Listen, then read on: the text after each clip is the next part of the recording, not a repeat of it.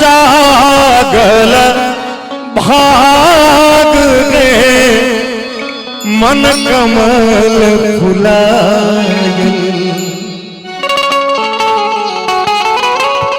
हे धन धन जागल भाग गए मन कमल फुलायल। मंगलमय दिन आज के पाहुन छठि आयल। मंगलमय दिन आज के पाहुन छठि आयल। धन धन जागल भाग के मन कमल फुलायल। धन धन जागल भाग के मन कमल फुलायल। मंगलमय दिन आज के फागुन छठि आयल। मंगलमय दिन आज के फागुन छठि आयल।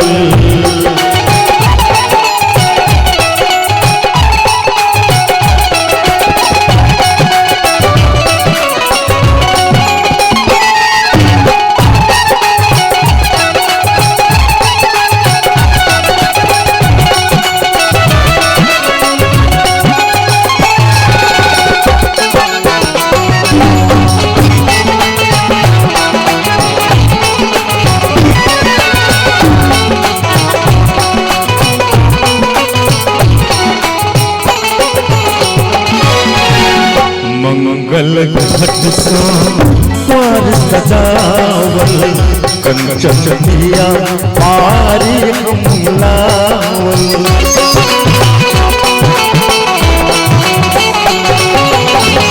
मंगल घट सो द्वार सजावल।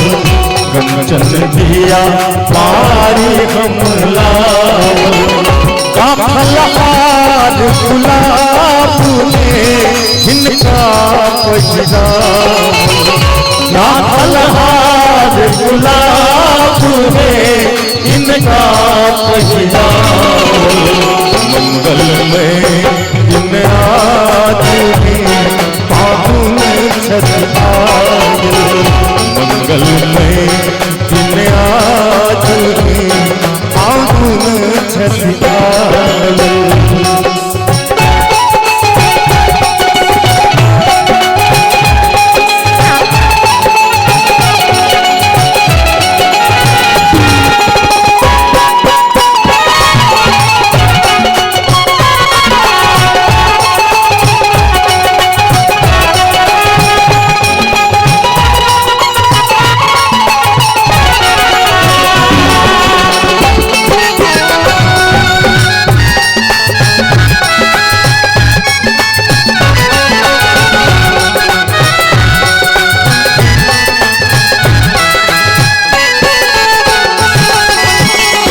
कर खाली बेसी अभिलाषा कोई विधान पर अटूटे आशा।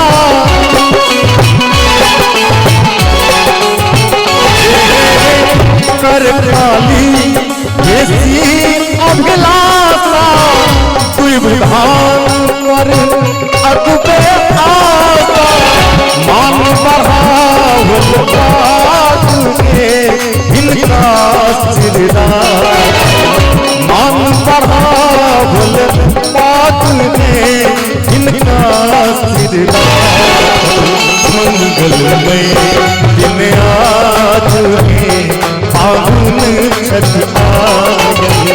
मंगलमय दिन आज के फागुन छठि आयल।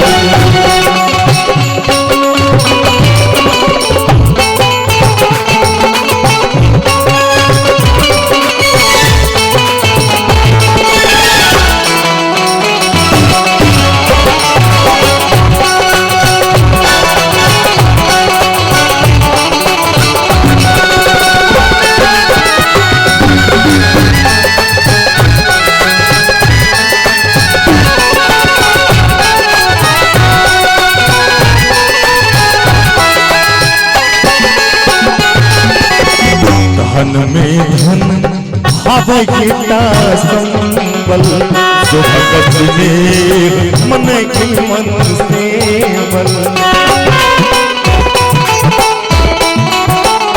मन में धन धन में धन भाव गीता संबल जो भगत ने मन की मन सेवल बारिक अनुपम साथ ने भोजन में